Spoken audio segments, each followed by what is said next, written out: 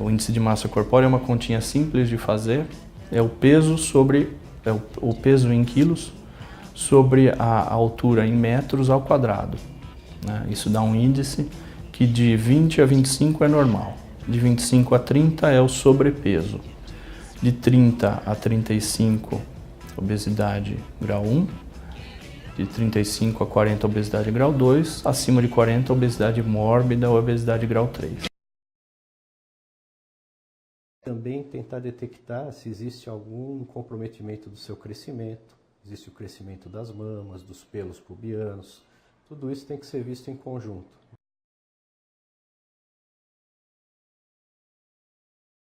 Fazer o Papa Nicolau, o exame preventivo para o câncer do colo do útero.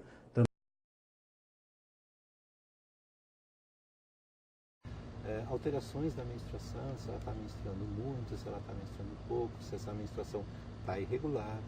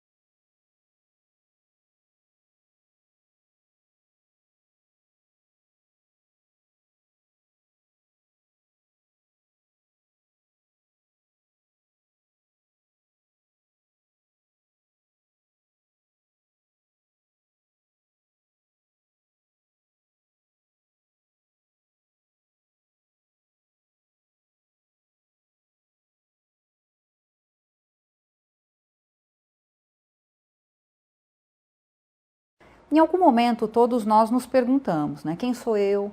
De onde vim? Para onde vou?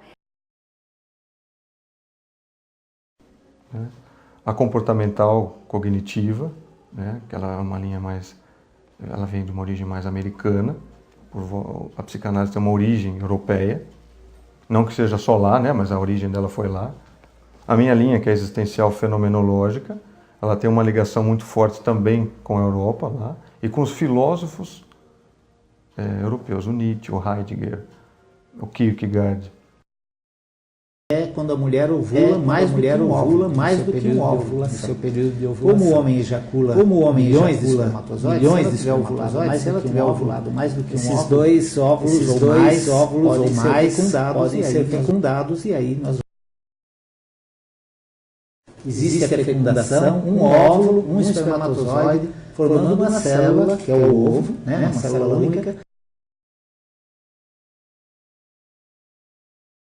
e que na sua divisão natural ela sofre uma falha, tem um defeito nessa divisão. E ao invés de formar um indivíduo, vai formar 2 ou mais indivíduos.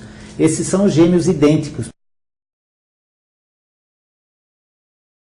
A gestação de gêmeos, mesmo que a paciente não tenha doença nenhuma, ela é considerada uma gestação de alto risco. Alto risco por quê? Porque a gestação de gêmeos, pelo fato de haver uma hiperdistensão do útero, do abdômen, porque existem os gêmeos frutos da fertilização, né? Graças a Deus, hoje a medicina avançou. Uma vez que a mãe que gera um filho com pé torto congênito, cuja incidência, como eu falei, é de uma criança em cada 1000 nascidos vivos, numa segunda gestação, esse risco aumenta para uma criança em cada 35 crianças. Ou seja, existe algum fator genético influenciando nesse diagnóstico. A vesícula, na realidade, é um reservatório. É um reservatório da bile que é produzida pelo fígado, desce por um caninho, que a gente chama de colédoco, até a parte intestinal. No meio desse caninho tem uma bexiguinha, que a gente chama de vesícula, que é o reservatório da bile que desce por esse caninho. O mais comum, a doença mais comum da vesícula é a presença de cálculos no interior da vesícula. Ele aparece por um desequilíbrio entre os componentes do líquido que está lá dentro. Então, se o líquido interno, chamado bile, apresentar um desequilíbrio dos seus componentes, vai precipitar e ele vai se tornar um líquido capaz de formar cálculo.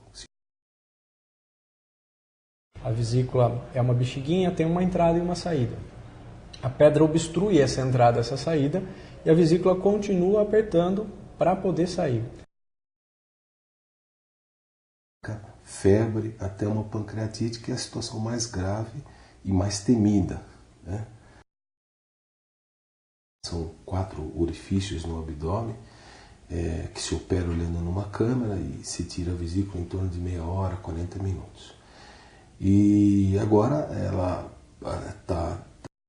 tem a concentração aumentada de sais e de colesterol, e sal, quando fica parado, decanta, aglutina, forma pedra. O colesterol aglutina junto com esse sal e formam-se as pedras.